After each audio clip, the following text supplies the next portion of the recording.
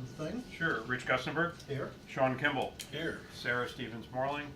She had called me and said she would not be here today. Okay, thank you. Jeff Solon. And he's got a meeting with Upstairs. the board. Ed All right. Greg Rosenblatt. Here. Chris Staddy. is He's here here, in the but building. not here yet. Megan Rockwell. Here. Dennis Ryu. Chuck Neff. Here. Okay, Pledge of Allegiance.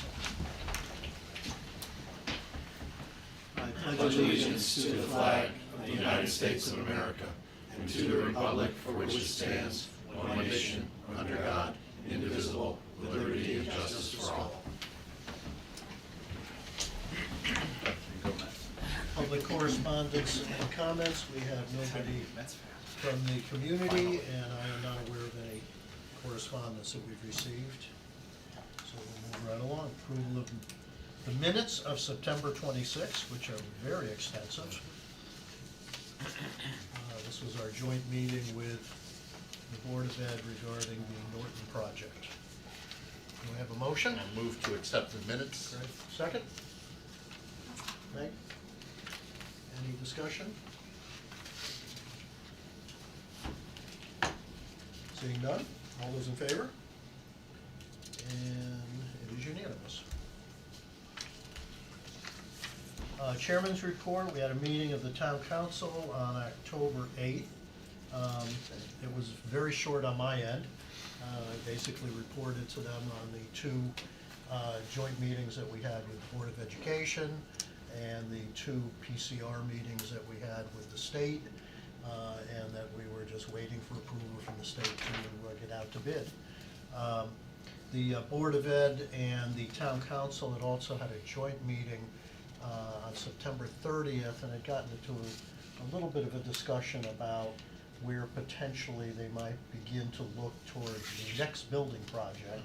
So we had a short discussion also with myself and the Town Council about the School Modernization Committee input that we had received from the teachers when we had gone around to each of the schools. Greg forwarded to the council members some the videos and some minutes of meetings and things like that if they wanted to take a look at that for their information. Meeting with the state, I only spent 5 hours on October 2nd, sitting on a Zoom call. The meeting went on, I'm sure, well after I eventually went off, but it seemed to be going very well. Justin, once again, was overseeing the meeting itself. Our team, I thought, was extremely well organized, had all the information that the state was looking for. And in this case, they were going into some things a little bit different from the north end because of the demolition of Norton School. So there was a lot of discussion about environmental issues and things like that that had gone on. But the team did a nice job. They had all the data we needed, and various people jumped in at various times. But Justin, to you and the whole team, nice job. Thanks. Well, And I put you next on the agenda because I figured now you can Oh, fill great. everybody in on just where we're at with that process. So, is now the right time? Yeah. Okay. You're- So, you're next. as I mentioned in my email, it's a pretty mild or minor or benign update today from NGSBC reporting. We have included all of the signatures that came after our most recent approvals for North End and Norton, and those include the SCG 042, which is the request for review of final plans, the signatures on the cover sheets of the project manuals and the drawings, so you have those for your record. So right now, it's following up with our plan review partner at the state for both North End and Norton. There are only, we anticipate all remaining open items will be completed by the end of this week, by tomorrow. And that includes, there were some questions about some additional asbestos and PCB reporting on North End at the Jarvis Street property, which was the subject of the Eagle Environmental they've been out there in the field recently to gather some more information so that we can present those to Barbara at the state. So that's the only thing that's remaining at the north end, and we've been communicating with Eagle. We believe we'll get the updated specifications tomorrow to send. For Norton, there were 2 open items. One were some questions on some of the playscape documentation. Those have since been corrected or clarified, and our project manager at the state is looking for a eligible and ineligible cost breakdown on the cost estimate that Laurel, I know Bruce is looking She at. just wants an explanation as to why ineligible costs changed, so. Yeah, so it's just a clarifying document that we should be able to get tomorrow. So I've reached out to Angela at the state, who is the overseer of everybody's calendars, to get on Barbara's calendar for early next week. I expect to hear availability tomorrow, and we'll schedule this follow-up, and should be able to resolve everything. Once Barbara says we're complete, how long do you think it is before we get something from the state?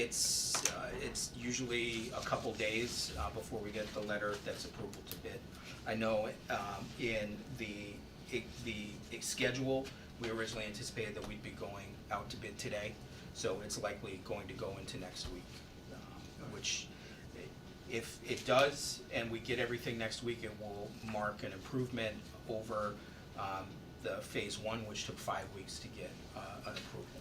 So we have closed all of the open boxes or open items with respect to all of the site-related stuff. So there should not be anything that will prevent us from closing those. Might we out. get the okay letter for both projects about the same time? We're close. I think we're in the same spot, but because North End is on our schedule first, I want to prioritize that with Barbara, so. Okay. But I think we'll likely get the North End letter later than what we originally anticipated, and we'll likely get the Norton letter earlier than what we had anticipated, so. Monday's Columbus Day, they're closed, right? Yeah. It's Monday too. That's right. This is one of those things where, and I think I voiced some, I wouldn't say frustration, but one of the challenges with the way that the state is now running their reviews, because we have not held DDR, a design development review, and went straight to a PCR, these reviews are taking longer. And they're simply more, there's more volume to the items that are part of that review, and they're just taking a little bit more time. So, but we're in good shape on both projects. Any questions? Okay. Financial procedures. Invoices? Invoices? We have 10. That one first. All right, you have in front of you New Norton Elementary School, O&G, $193,148.36. Do I have a motion?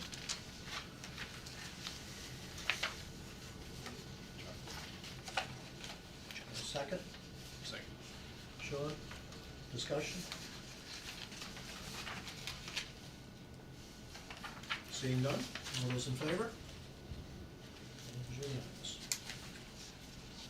Structural peer review, Mackey Engineers, $8,500. Do I have a motion? Yeah, I'll move on that. Second. Second? Chris? Discussion? Seeing none, all those in favor? Unanimous. O&G again, this time pre-construction services. The first one was construction services. $44,335.25. Do I have a motion? Chuck, second? Okay. Any discussion on that? I have something. Yes. So this as well as for North End, this is our 100%, that $10,316 is 100% of our pre-construction services fee. When we were contracted the schedule was a little different back then. So for our contract, we were supposed to be done with pre-con by the end of September. Mhm. So this is 100%, and it'll be the same way in both schools, but we're still going. So until we can firm up, we're out to bid, we know exactly what it's gonna take.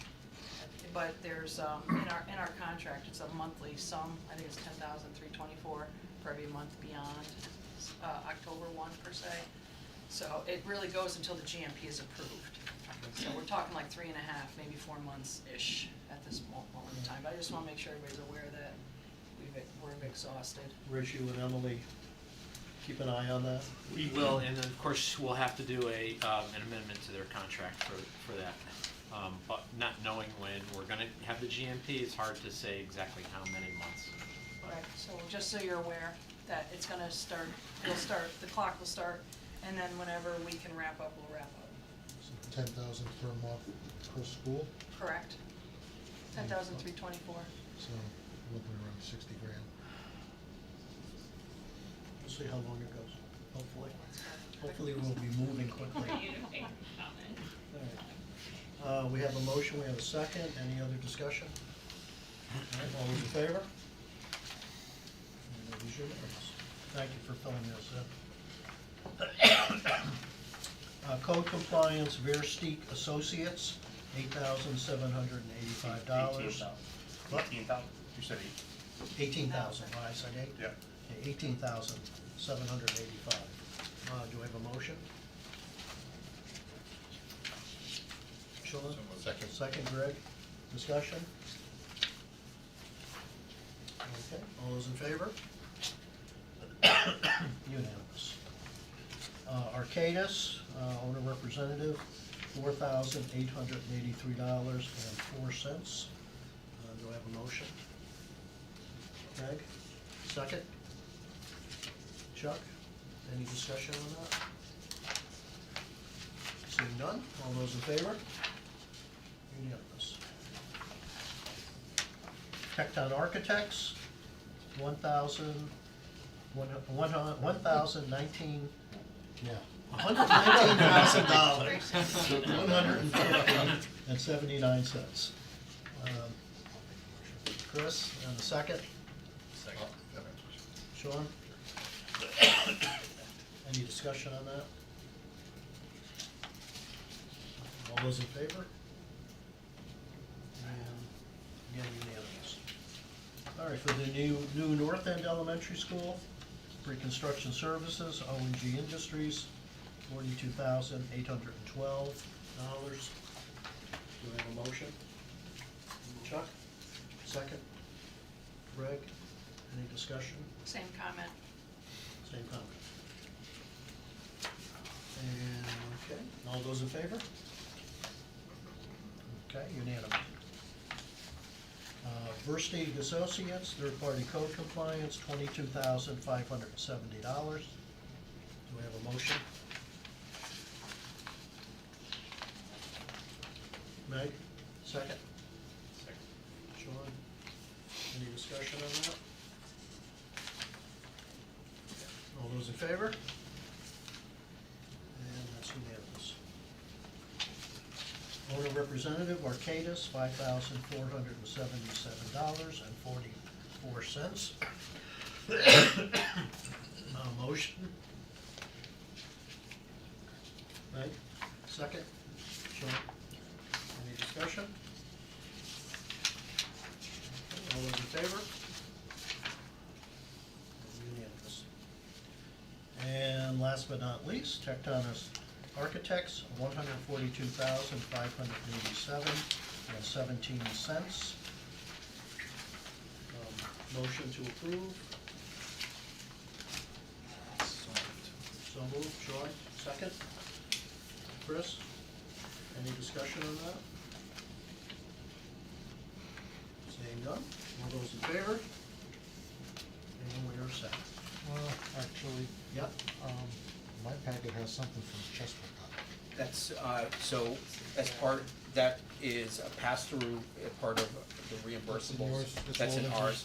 yours? So, as part of the health department review fees that are required for, prior to PCR, we submit the plans to the local health district for their review. And the path of least resistance, frankly, is for us to pay it and then get reimbursed from.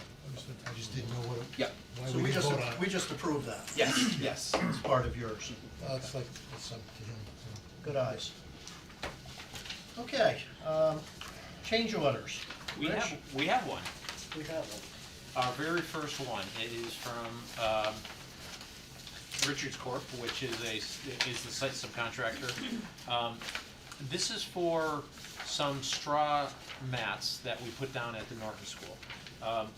Back in August, when they were finishing up before school was starting, we saw some dirt patches that we thought were gonna be a problem when the kids got back into school. We thought it would, they were gonna go out to play, they were gonna get dusty, and they were gonna go back in and make a mess. So, I asked Ryan to get a price to install, well, first of all, I think I asked for some mulch. And, Yes, fiber mulch. he got a rough idea of the mulch, it was like $5,000, I said, not worth doing.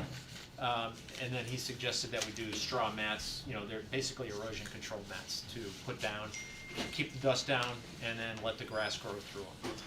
So, we were waiting for the price.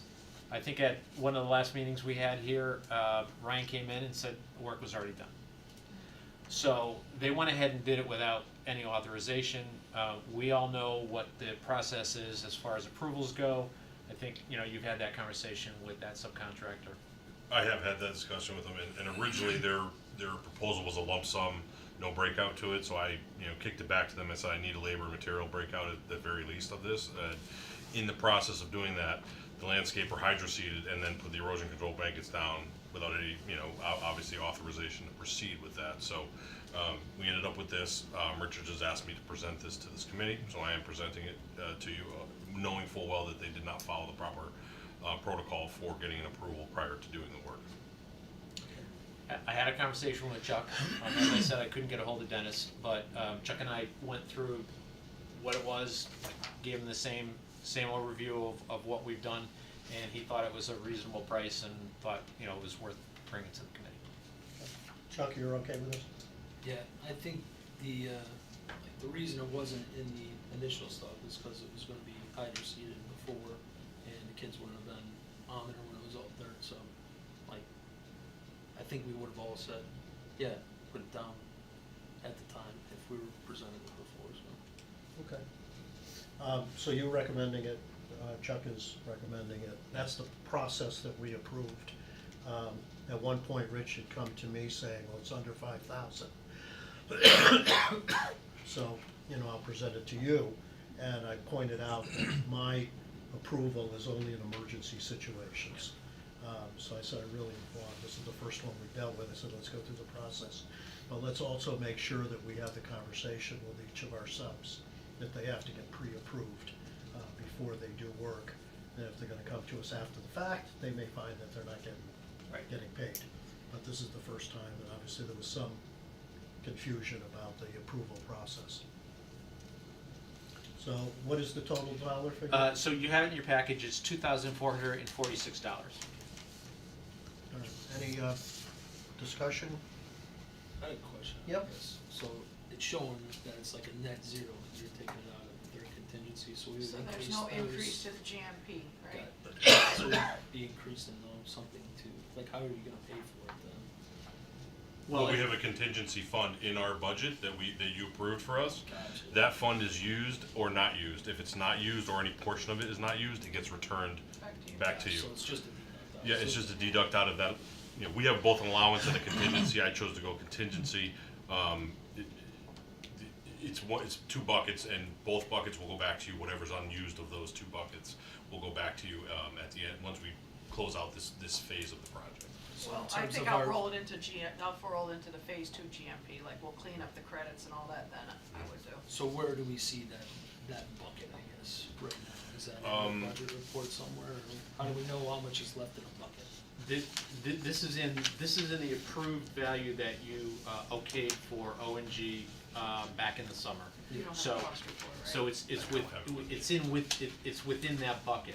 We're not encumbering any more money to the budget, right? So it's already been encumbered. And, we're just tracking this because we wanted to present it to the committee. They're aware of the fact that, you know, we are spending allowances or contingencies, which, as Ryan said, will come back to the committee if it's not used. So that's why it's important to inform. So I understand how that, do I just we- wanna know how much is in the Yeah, buckets. you would like to see what the bucket is, and then if something Yeah. gets used, we'd like to see what the balance of the bucket is. That's all. Because we may wanna say, maybe this doesn't come out of the bucket because something's anticipated, or vice versa. Yeah. They usually, if, So I can share that. yeah, I it's apologize. usually part of your monthly It is- reports, Yes, right? yeah, so we are still working on getting together a formal report to present to this committee, and we will have them for the phase 2 of this. Every time we meet, we will have a formal report that will have, that information in it, remaining funds in the CM contingency line item. It'll show how much has been spent on it and how much is remaining. I have I can get the GMP information and share that with everybody. It is a line item in our breakdown of our GMP, our total. Is it in the, which one do we have? We don't have, No, is your bill it's for not. Norton or for North End? Is it in the schedule of It's for values? Norton, it is that, yeah, it would be in that schedule of values, But actually. this is for Norton and not North? We are Norton, this is Norton, yeah. So if you went to the first page, the breakout page, CM contingency for the Norton job was $40,810. We've spent $0 of that, so this 2,446 would be deducted from the 40,810. We could have that as just a breakout item, so we don't have to fish for it. I mean, I get it, this answers Yeah. our question now, but it's something I think we're all gonna be interested in tracking Yeah. as a separate thing, if that's not too difficult. There'll be a Not at all. report, yeah. Rather than going to the Yeah. requisition, there'll be a report that shows where things are. So in our typical report, which we obviously create for every job, every project, we have not only our information in there, it shows what the contingency funds are left and everything in there. We'll show allowance funds in there, but I will make sure that we have an actual CM contingency tracking log that we include in there as well. It'll be an Excel format type of contingency log, and we can track every CM contingency, you know, showing where each expenditure is, you know, how it hits that budget each time we do an expenditure for it. Thank you. So, can I just add one thing? The whole reason why you're going through this process is because contingencies, allowances, both owner contingencies, CM contingencies, allowances are reportable as ineligible costs. So, because they're not assigned a value or scope item. When you formally enter a change order that, even though it says $0, it's allocating some of those contingency funds to the project. So it then becomes eligible for reimbursement. So that's the mechanism, this is the mechanism that kind of allows you to apply your contingency dollars to a reimbursable project. In most cases, and you'll see, in the beginning of my description, I always start it with the OGA eligible or ineligible. Most of those change orders, as Justin said, will go through as eligible. There are certain ones, heaven forbid, we have to do some rework where something was installed incorrectly, whether it was something that was design or construction mistake or whatever, that would never be eligible. The state never pays for rework. So I would deem that as an ineligible and present it to you as such, so you'd be aware that the town would be responsible if that PCO is approved to pay for that entire cost and no eligibility. But most of them will come back as eligible, even if there may be a small portion of that change order that is ineligible. I still send it to the state as eligible, and then they might kick back, and typically they'll say, okay, we found some tax in there or something, you know, delivery fee or something. That portion is ineligible, but the rest is eligible, and that marking it as eligible and then working it, you know, finalizing it with the state at the time when they provide their response is the best way to handle that, and that's from the state themselves is how they want to see it happen. All right, do we have a motion to approve change order PCO-001, erosion control blanket at grass area by rear driveway, for the amount of $2,446? So we'll Chuck, a second? Chris, any other discussion? Seeing none, all those in favor? Very good. That was our first change And order. Mr. Chairman, I just wanted to also say that, I mean, yes, I looked at it, approved it, I talked to Chuck, and he was okay with it. But we also have our designers look at these. And so typically, we would have that discussion in our job meetings, and we'd say, you know, we're looking at the PCOs, what does Tecton or Tecton's consultants think of these? And then, you know, if we get their buy-in and sign off, then, you know, then we move it along the process. So, I'm not saying that we excluded it from this one, but this was kind of a, hey, I was out there, I looked at it, I said, you know, we wanted to get a price, and before we knew it, the work was already done. Right. So, if we had a So price. this was not typical. No, it wasn't typical, not at all. And I know our change order process does specifically talk about each of the three, you know, the designers, architects, the builder, you Yeah. know, owner's rep, all reviewing it, going it over with our reps, Chuck and Dennis, and then bringing it to us. Phase two all the processes in phase two will be very formal and such. I think the summer work was very, I don't wanna use casual is a word that may be describing it, but we had a lot of stuff that we needed to get done in a very short period of time. For the most part, it went pretty well, and at the end, I think we looked at some things and said, hey, we needed to maybe do some things here quickly, so. Okay, good. All right, I guess the only thing I would say is, I was under the impression this whole project was building 2 elementary schools, and this time period was pretty aggressive, so I think we should say that we've played that card, and the rest of we have to do this because we have a very tight schedule and it's difficult, and there's, you know, supply chain issues and there's this and that. We gotta follow the process, and we shouldn't be informal. Yeah. Quite honestly, I mean, it's coming from a very big budget, and I don't think any of this project should be, and I know you didn't say informal, but I was thinking the same thing. I don't think any of this project should be treated any differently than every part of this project. There's no reason why phase one, we shouldn't have all the same information and updates and look-aheads and statuses on deliverables and subcontractors and all that we're gonna have on any other phase. That's just my opinion.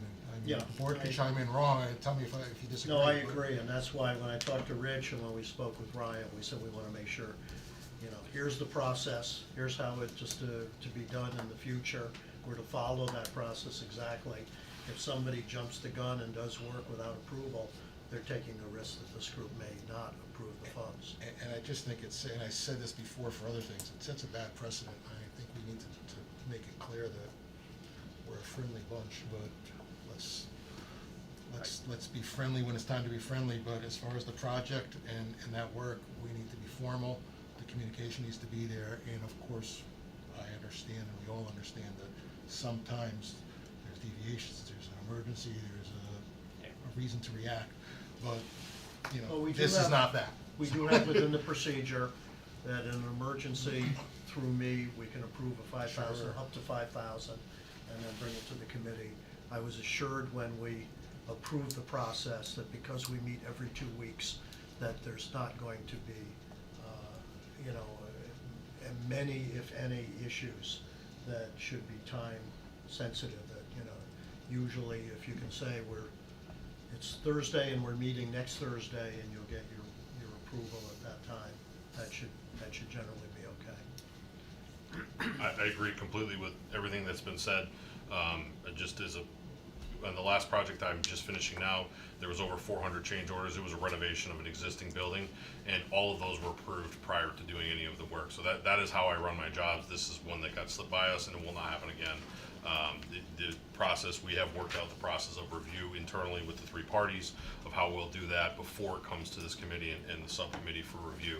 And going forward, we will follow that process, and PCOs will come to the subcommittee for approval prior to the work being done. Good. All right. Did we vote on this? Yep. Yes. We did vote, okay. I couldn't remember if we voted or not. All right. With that in mind, phase 1 construction update. Okay, I'll start with North End. So we have one more settlement platform monitoring report that will be done tomorrow. Survey will be done tomorrow, the report will come back. But the geotechnical engineer has reviewed all of the surveys to date. I believe there was 5 done, every 5 days, so there's 5 total completed.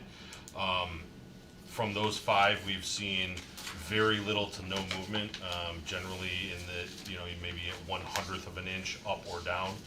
In a couple occasions, 2/100ths of an inch up or down, which is basically no movement at all over the platform. So very positive with that. It does not look like we're going to need to expend any of the allowance money that was put aside for additional monitoring for another, additional up to 6 weeks of monitoring. So that is some money saved there that we will not use. Additionally, on the north end, we didn't use any of the contingency money that was there, so that money is a savings as well. And Laurel will handle how that money is returned to the project overall. North end is, the grass is starting to grow pretty nice. We've got that moving forward. The scrim is on the fence now, so we have that whole area contained, and kind of hidden from public view. Though Chris, if you do need to, you would like to walk the site again, where the house is, that is the only gate that is not locked at this time. The other 3 gates are chained and locked with the O&G lock. I can also provide keys to any of the committee members that would like to have a key to the O&G locks to be able to get into the site, but you can get into the site through the house. They have cleared a pathway down to where they have their laydown area, which gets you into the site. So if you would like to, I know the last time you could not get in there. No, that's fine, am I allowed to? I mean, it's your site. Until we start full construction, yes. I mean, I don't have an issue with you going in right now. Once we start construction, obviously, just for safety reasons, communication, and we can, obviously That's have. why I'm asking, I Yep. respect that it's your site. Yep. And we should go through you, go Yep. through the headquarters, make sure Yeah, that but- everyone but we has a welcome- hard hat and has, follows procedures. But we welcome visits both, during the construction, day and also after construction. We'll have somebody there usually till about 5 o'clock, so construction usually winds down about 3:30. So you can always walk after that. And then, obviously, like I said, on the weekends and whatnot, I don't see an issue with it as long as we have communication about it. So I think that is, that'll work fine with us. Will there be like a site orientation that everybody will have to go through? Yes, what we will do is set up a time, our safety manager, that is gonna be assigned to these projects will run a quick, just safety rundown that we do for all of our subcontractors, so we would do that once we get into the construction phase. When we get building there, just for any of the committee members that would like to attend the site at any time, so we would set up maybe come to one of these meetings and set it up as one of the steps in the meeting. It's very quickly run down. It's basically talking about the key safety aspects of it. So I will discuss that with our safety team and get that set up for the future once we get closer That sounds to. good. I know once construction starts, I wanna be able to pop in on a regular basis. And we welcome, visits and again, if it's during the workday, you don't need to schedule with us, you can stop by and most of the time we'll have somebody that can break off and escort you around and, so that you can see and we can make sure that you're, seeing all of the activities safely and under supervision, just because, we are responsible for the site. It's only You for need to bring safety. donuts when you come? You do not. Okay. I do not need the donuts, so I won't eat any even if you do bring them, but thank you. All right, so, any questions on North? Yeah, just something I guess to be mindful of, but to the, let's see, to the right, towards the Waterbury Way on Marion Road, Yeah, that so that's, side of it. Is that I north? guess that would be north, yeah, Yep, the the north. northwest, yes. The north end of North End. Yep. The scrim stops, and there's a little bit of fence there, and I think there's a property, if I'm not mistaken, right there.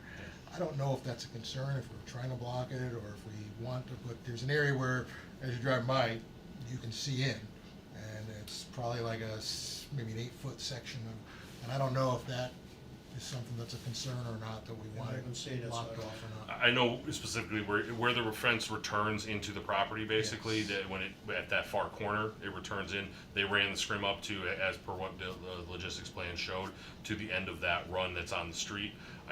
Typically that's what we do is view from the public, but I do understand Chris's concern there. I will speak with the site contractor and we are gonna make a slight change to the fence at the house because it has become a safety issue once the scrim came on. We can't see the cars coming up from the left as we try to exit.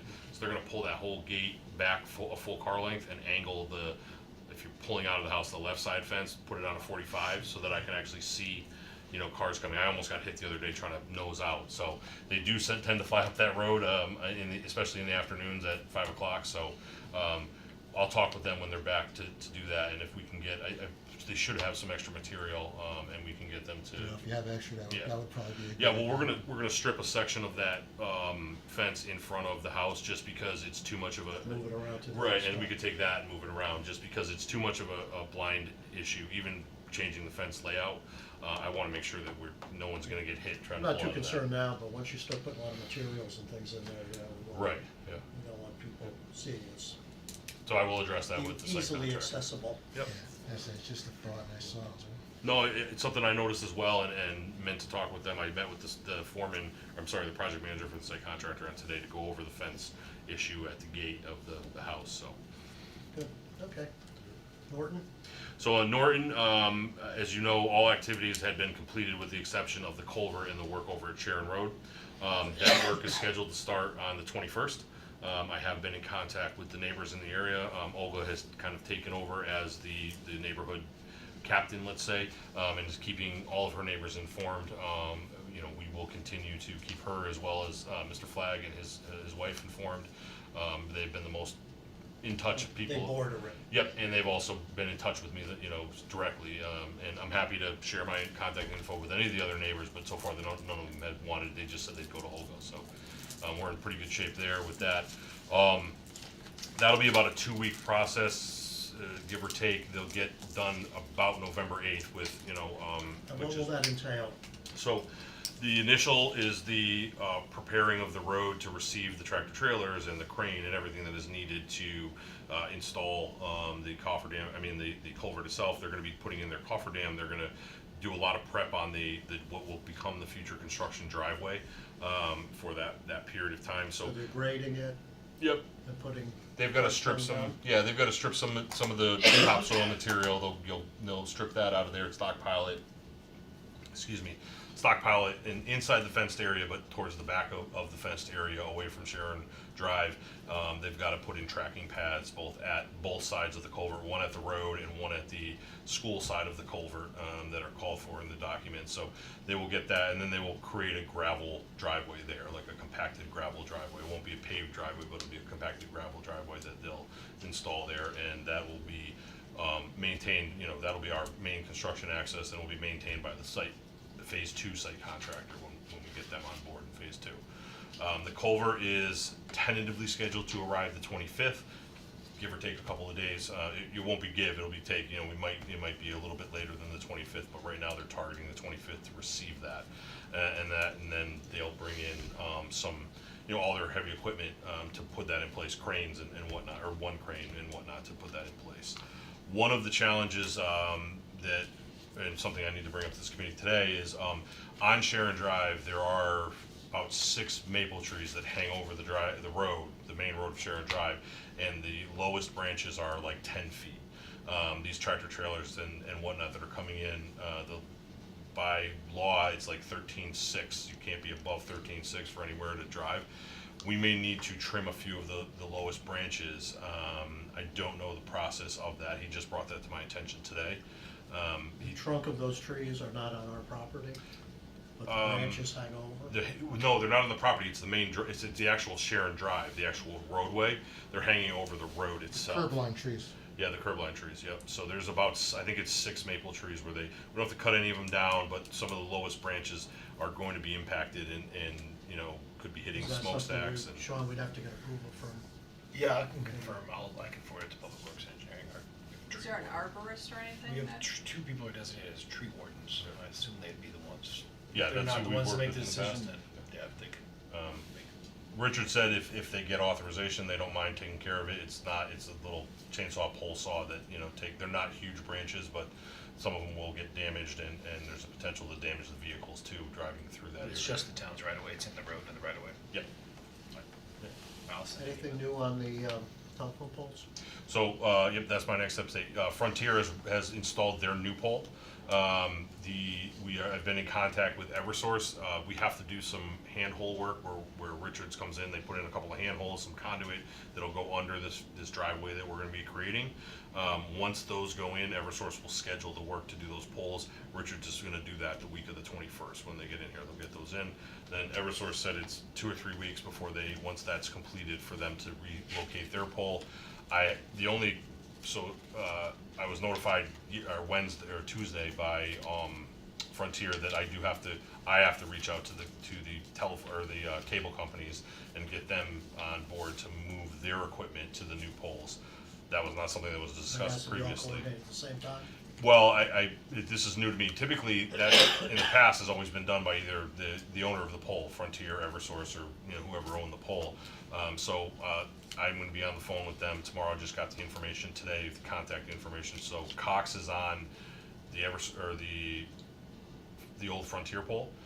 So they're going to have to move that to the new Frontier pole. I don't know if there will be any cost associated with that. We do have money left in the budgeted allowance for these relocations, about half of that allowance left. So if there is cost, we would utilize that allowance to pay for it. And very similar to how we did the payment to Eversource, O&G would issue them a purchase order and then come back for reimbursement from this committee, from the project through that allowance. So I'll have more information after I speak to the Cox representative tomorrow.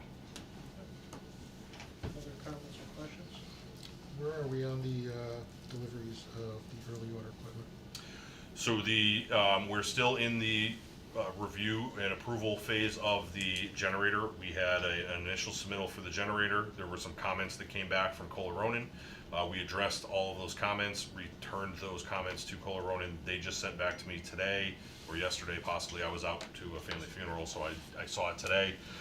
Most of the comments or our responses were accepted. There are a couple items that are left that need to be resolved. I'm going to have a meeting with Atlantic Diesel, who's providing the generators, and A&R Electric next week. They are all Atlantic Diesel's all in conference this week at some flyaway conference that they went to. So early next week, I'll get on in touch with them. We'll go over the 2 or 3 items that were not resolved in the response, and then hopefully the intention by doing it that way is that one more submittal goes through, that submittal gets approved, and we can release those units. Justin, and I talked about this a little bit, and we are seeing a little bit better turnaround time on some equipment that's going through. I also talked to John O'Connell? Yes. From Kohler Ronin, and he told me the same thing. So we're very hopeful with that. We finally got the information from Eversource late last week that was needed for the short circuit study. So that short circuit study is being completed, and we'll get over to Kohler Ronin for their review once we have that. And once they have that in hand, then they can start to review all of the panel board, switchboard submittals, and all of the other submittals that are A&R is kind of held on to because Kohler Ronin wanted the short circuit study prior to reviewing any other documents, which makes sense. So we had to go back to Eversource. I'm not sure, Justin, when I sent that over, did they make any changes to what they originally presented? Do you recall? I don't think so, but I can follow up. So Eversource had wanted to do a second look at it before they, and have the engineering take another look at it before they issued us the information we needed to do the short circuit study.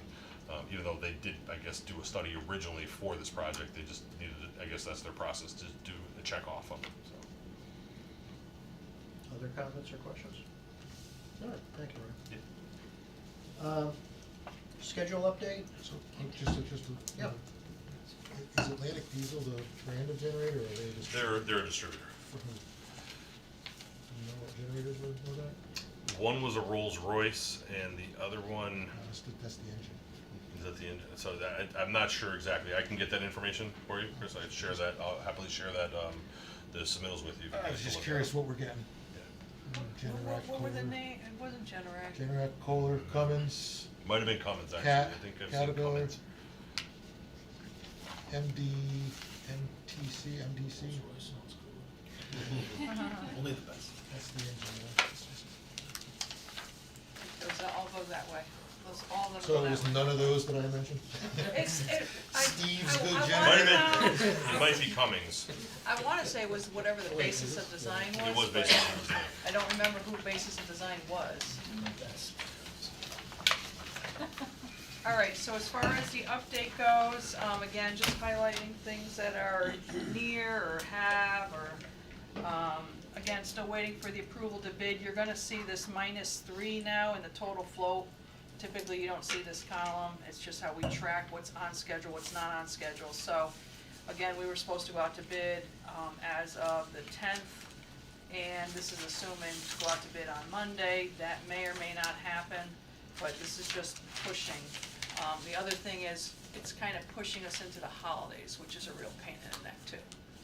So getting people to bid and pay attention and scope reviews is gonna start to get more challenging as we keep inching towards the holidays.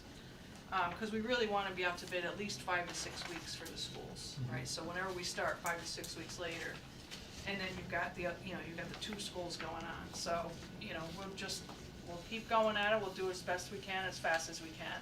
So if we go down to the construction milestone of starting on site north end, I believe it was the 11th or something last time, the same 3 days is gonna be reflected, as we keep going. Same thing, you're gonna see how, maybe Ryan can work some magic or whatever, but we're showing the north end, 3 days, again, as a turnover. If we're starting 3 days later, we're turning over 3 days later, unless he can turn magic. Cause right now, we just kept the same durations that we had been keeping the whole time. So, question for you. So, turnover, north end was June 11th, it's June 16th, and that's a 3-day difference. Yeah, it must be a holiday, or Weekend. weekend in there. Okay. You'll probably turn it over on a Yeah. Friday, and now it's gonna Yeah, be I on don't know the. what day of the So you're just not counting, so that's not calendar days, it's work days? It's work days. They're work days, yes. It's how our system is set up for the scheduling software. You can select it as a 5, 6, or a 7-day work period. We set it all up as 5 days because that's typically what we work. If I knew an activity, we were gonna work some Saturdays into it, I would add in those and make it a 6-day work week for scheduling purposes. But for reporting purposes on this, we use the 5-day work week. Right now, the whole thing is 5 days.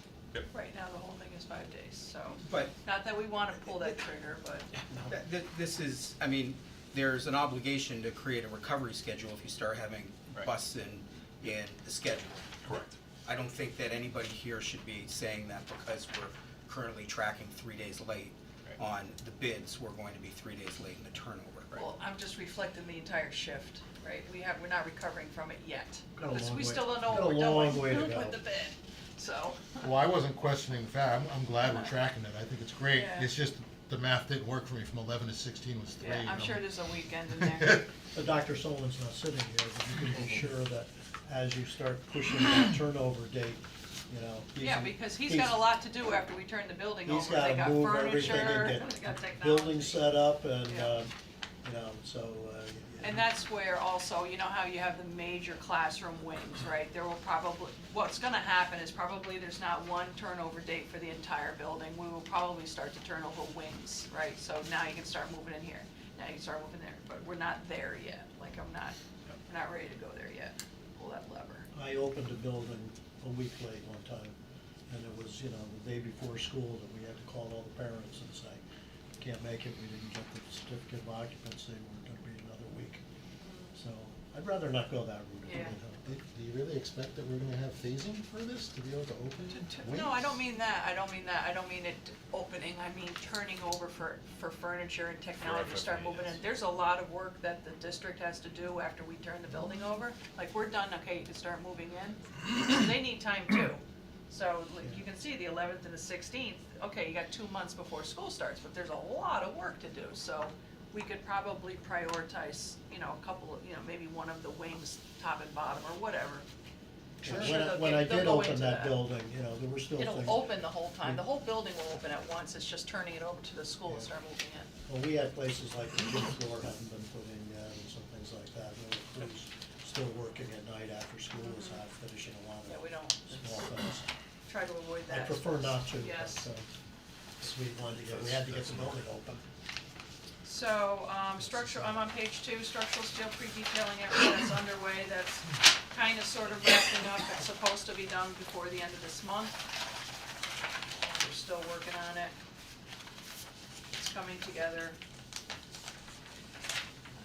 Let's see, next is flipping up to page 3. Alright, so the north end, Tecton's gonna wrap up a bow, put a bow on it and give me what we'll call the final bid documents tomorrow. And that's gonna be the set that actually hits the street for bidding.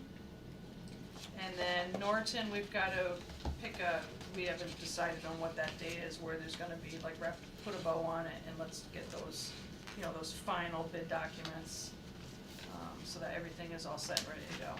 So this October 22nd isn't a hard date then? This is what our scheduled date was for Norton. I'd love to be able to beat it if we could. Again, it's gonna come down to the state being ready. I'm not doubting that Tecton isn't ready. I just don't know when we're gonna get these letters, so. And then we have the OGA process down at the bottom where, you know, we're just gonna take it day by day at this point. Once we're out to bid, we're better in control. We're not in control right now.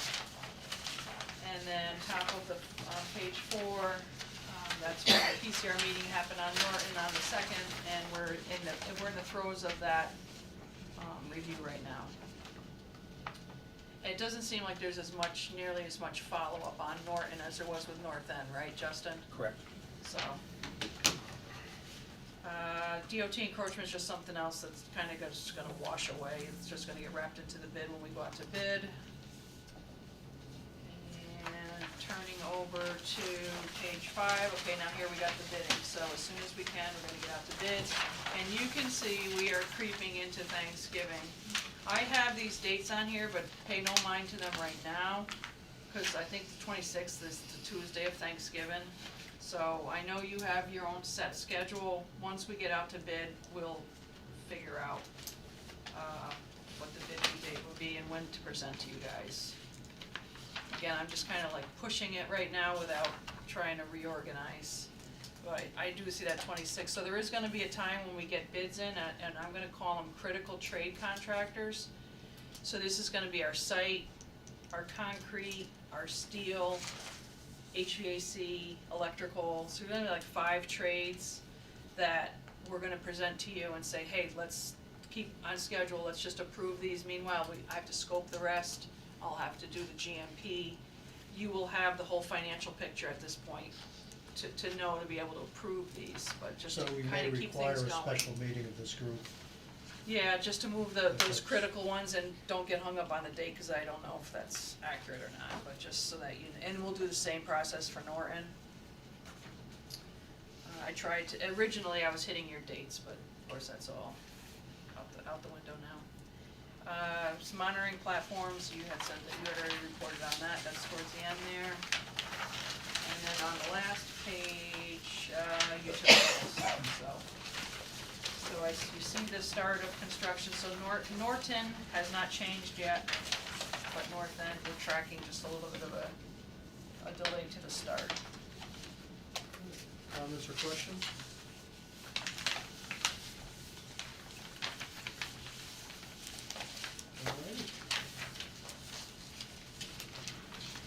Alrighty. Rich, budget?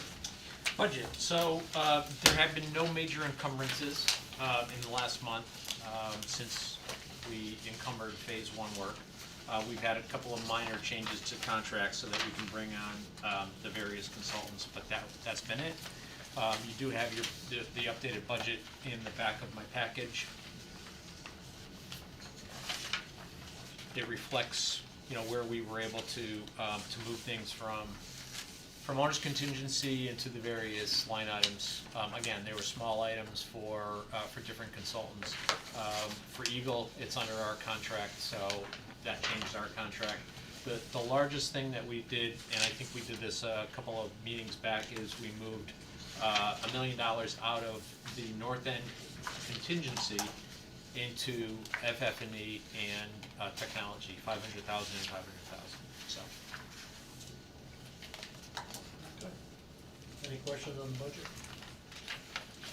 Seeing none.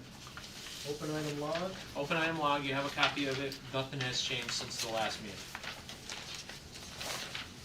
I continue to put it on each Yeah, I meeting, mean, but, you know, that's fine. Please do. yeah. Yeah. There will be additional items that'll end up getting added. Yeah, as we gear up with construction, items will start to pop onto the log again. Any comments or questions on that? Oh, okay. Thought you were gonna say something. Contract amendments, none that I'm aware of? We do have one, We do. and this is for, it's under our contract again, it's for Eagle. So Justin had referenced it in his overview. So Eagle did their report on the house. They did find a little bit of asbestos, not as much as they thought. The lead is going away, they said that they don't think that's an issue at all, and then they're not even testing for PCBs, but they're going to classify the whole structure as PCB containing, so that'll go away as PCBs. So we have the report's gonna be submitted to OGA, but we also need to generate demo and abatement specifications. So I got a verbal from Eagle Environmental. They gave me a price of $2,200. They've already started the process of the specifications. As Justin said, we need that for the sign off. That's the last thing that we need to do. So hopefully we'll have that done tomorrow, and Justin can roll that into his package.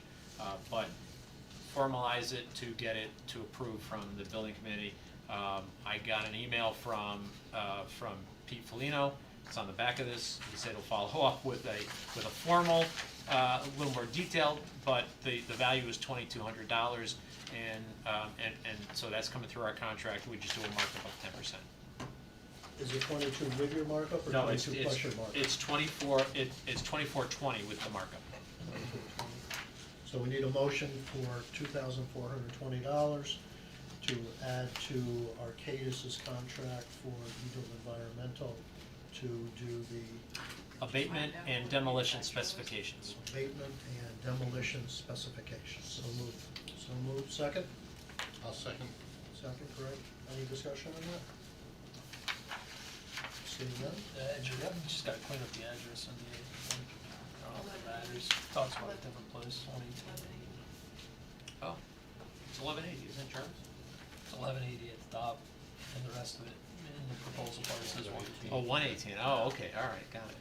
Thank you. Anything else? All those in favor? Unanimous. Inflation Reduction Act update, I left this on here for the last time, but, So you had asked us to reach out to CLA and to get a time frame on on what the activities are. So they shared that with me. I sent it over to you, and I know that you had shared that with the council. So what they're going to do, the process of what they're doing is, in the next couple of months, they're going to review the documents that both Norton and North End, the construction documents and the estimates that we sent them, so the final estimates from O&G. And they're going to then put their assessment on what they believe the full credits that we're gonna be able to pursue with the IRS. That's where the credits are coming from. Once that's done, then they'll make a presentation to, I would think, to either the council or the committee, or probably council, because they're. the contract's with the Yeah, town council. the contract is with the council.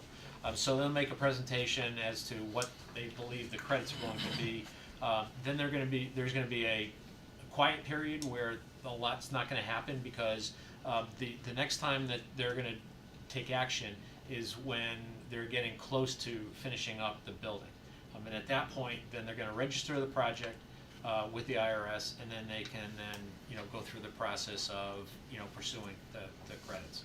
So at what point do we actually have an application into the IRS? Not until, and I thought it was sooner, right? Because when we were talking with CLA early on, CLA said that they wanted to get this into the system so that there was some sort of a file that was created for these two different projects.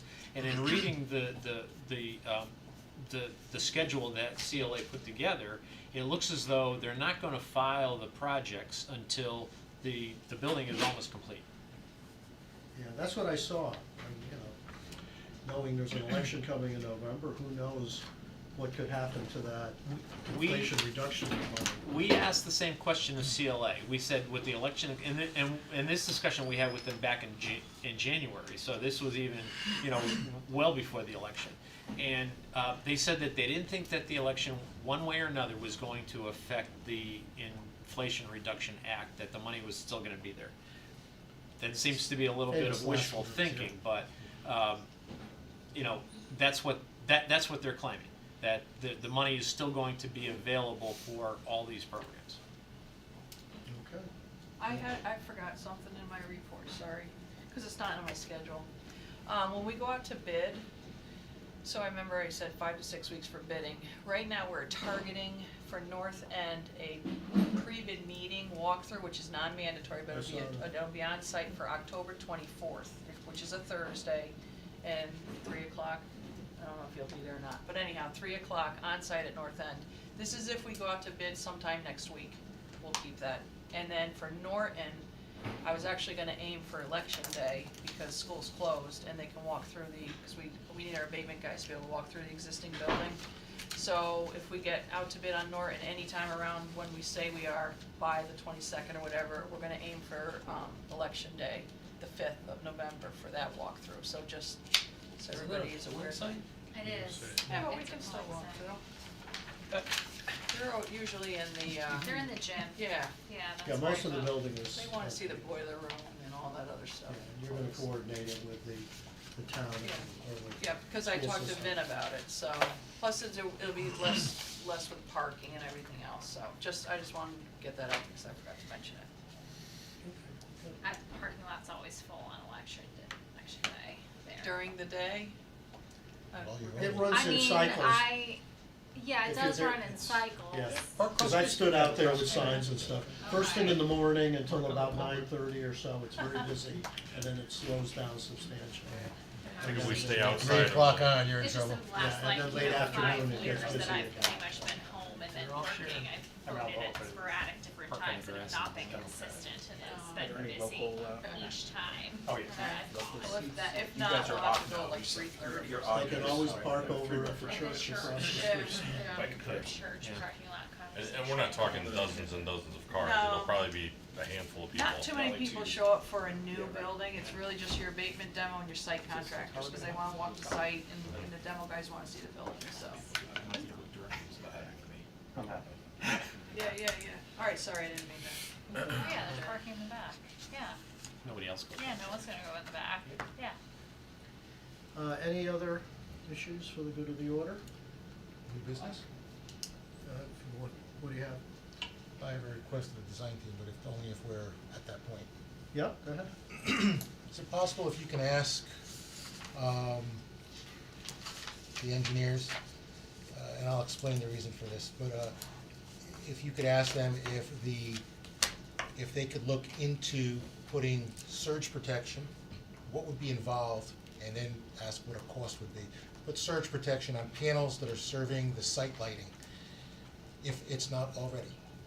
And again, I'm looking to add it, not an opinion to find out that this is a dumb request. But if we could see if they don't already have it on those panels, which I don't know why they would, they might. The reason I'm asking is, I'm working on a project, a school in Connecticut, took a lightning strike. And the lightning strike wasn't on the building that is protected with a lightning protection system. And that lightning, we don't know where it hit, we looked at video and all, we couldn't tell. Interesting video, there's kids playing soccer, and once you see the flash, it's a jail, right? So it's a riot. Okay, so it was there, people in the building at the time, it was on a weekend, they heard it, you know what it's like when something strikes there, they heard it. And it hit some sports light poles, it blew fuses on several of them, so this thing traveled all over, went to the concession stand, took out some fire alarm devices, rode into the building on the fire alarm. So, and the fire alarm was the only passage into the building where they had not yet installed any surge protection, as well as site lighting. And so now it's a big deal looking at it. So for us, we don't have any of those outbuildings or any of that sort of stuff. Our building is protected. I think that's still in the budget, Yes. right? Okay, so the only possible path for something to come into the building unprotected would be the site lighting poles. I'm guessing, based on the way our electric rooms are laid out, it's 1, maybe 2 panels. I know the panels are on order, so it wouldn't be integral, but we're talking about just adding an external surge protector to the panels. I'll ask them. We know that there's, there's enough capacity for another breaker or 2 in there for that. So, and then if you can find out what it is, I think it's just adding that surge protector. If they could kind of, give an email as to what it is, and then if maybe our estimator could put kind of a ballpark number. I'm guessing we're looking at maybe $5,000 per school, and then we can all talk about whether we think it's value added or not. It's a risk assessment at that point. Okay, thanks, Bruce. Anything else? Seeing none, we'll take a motion to adjourn. So moved. So moved. Second? Nobody? Oh, Greg? Okay. All those in favor? Things to be. You have to stay here until. Yeah. Vote.